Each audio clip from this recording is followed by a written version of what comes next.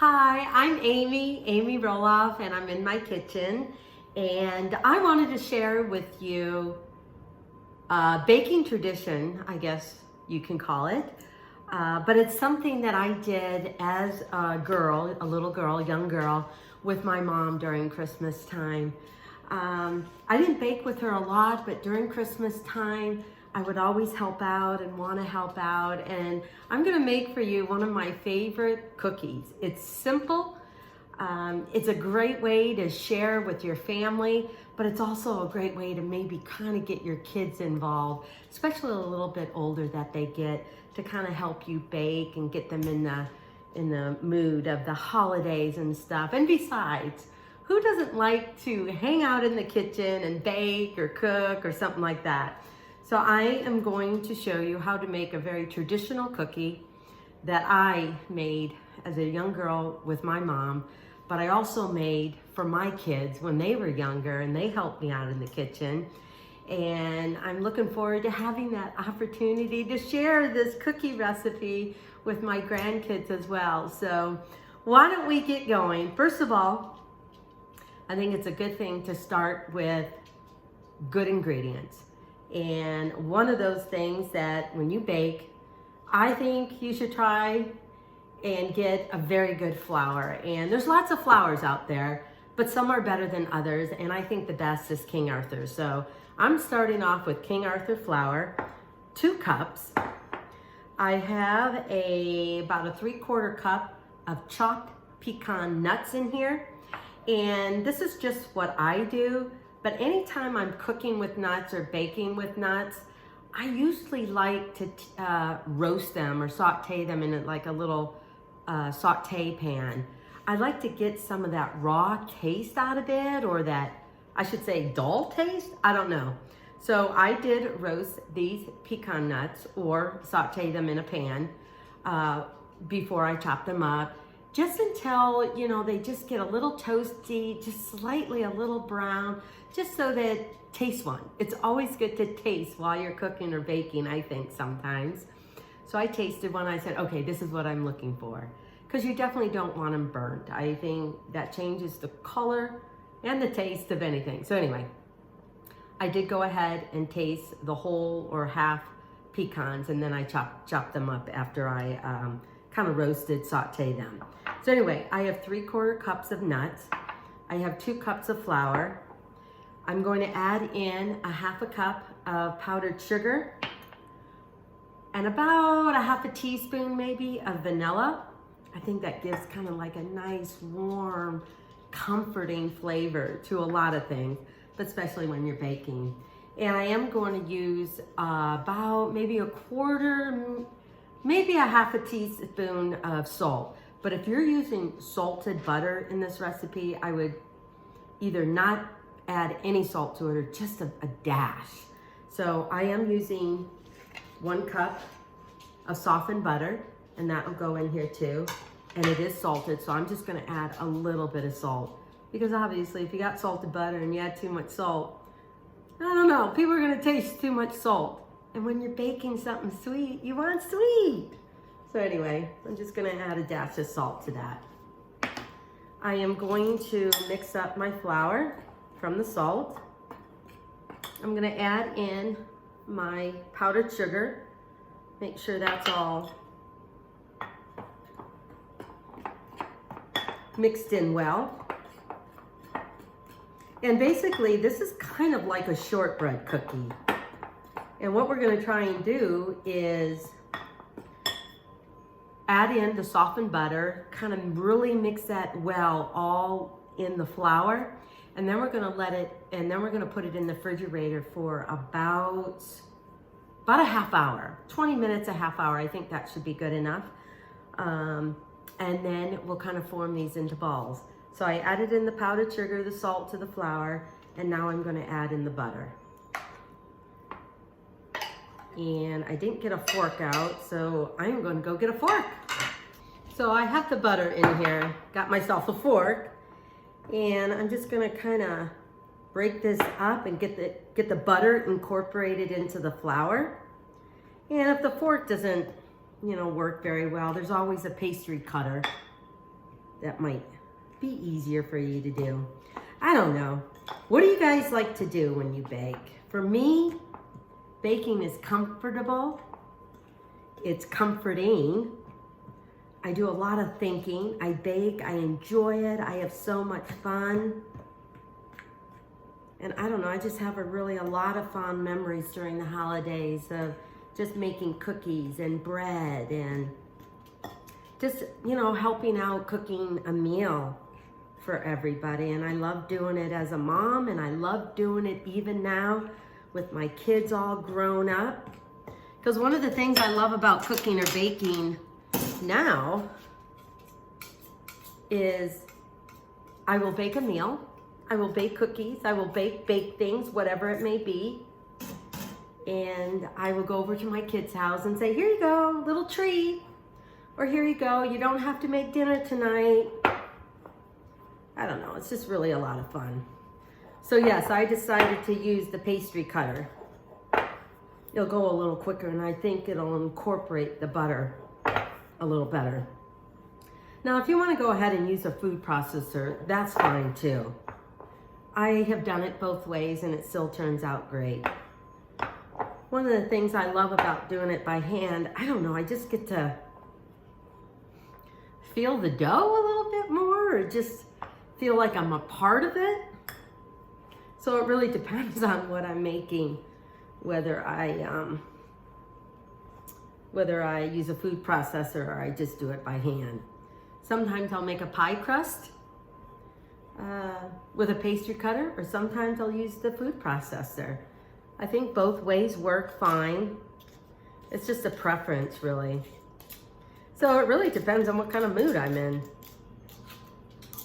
So I'm gonna make sure I get that all out of there.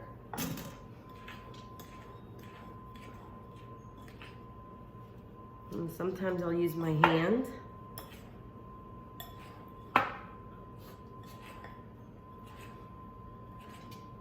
And now I'm going to add in, you can add in the chopped pecans before you add the butter or afterwards.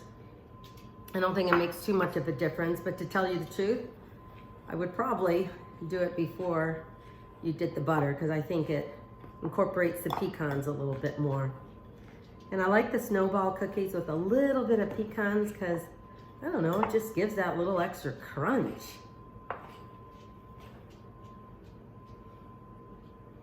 And I'm gonna go ahead and add in my little bit of vanilla. I would say about a teaspoon. There we go.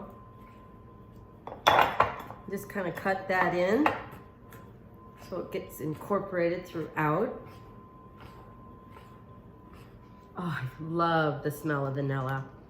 I think another flavoring, if you wanted to do, would be almond extract. And because almond extract, you know, it can be a powerful flavoring if you add too much with some basic ingredients, which I think this is. Okay, I think I am done with this. I'm gonna add a little bit of flour to my hands, just so the dough doesn't stick to me. Just so I can just get this all together, so you don't have the individual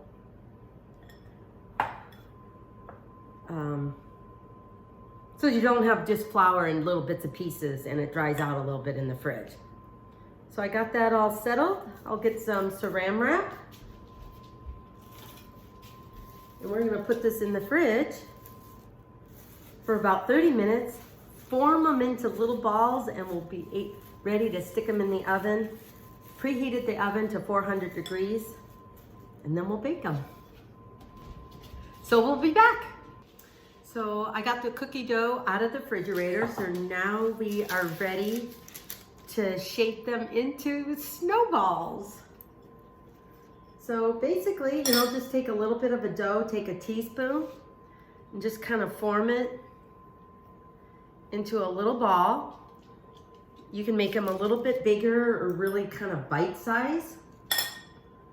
So it kind of reminds me as a kid when I loved when it was snowing. I grew up in Michigan when it was snowing, and stuck my tongue out and, you know, was hoping all the snowflakes would land on my tongue. Anyway, or think about all the snowball fights, or the snowball that turned into a snowman. Anyway, it's one of the things I love about baking, because you can have the Christmas music playing, and then the smell of baking, all the stuff that you're baking using good ingredients, and just sharing stories, especially when you do it with your grandma or your mom or even your dad, whoever, the whole family.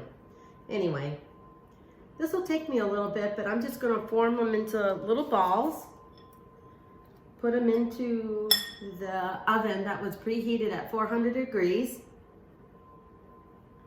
and then bake them anywhere from about 10 to 12 minutes. It should not take longer than 15, depending on your oven. I think generally it takes about 10 to 12 minutes. And if you shape your cookie a little bit bigger, then it'll take a little bit longer. But so,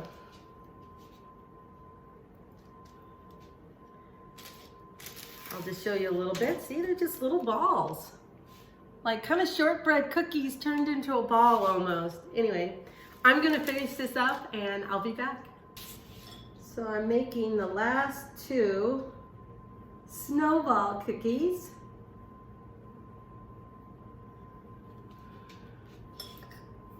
Okay, just get this one last little bit,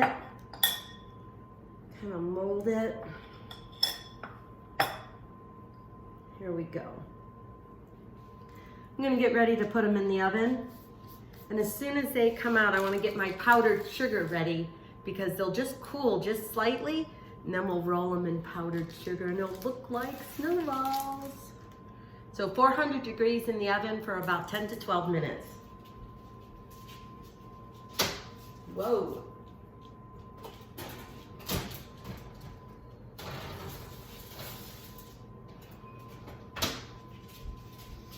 Okay, I can't wait till they come out. Well, the cookies are done and I'm gonna get them out of the oven.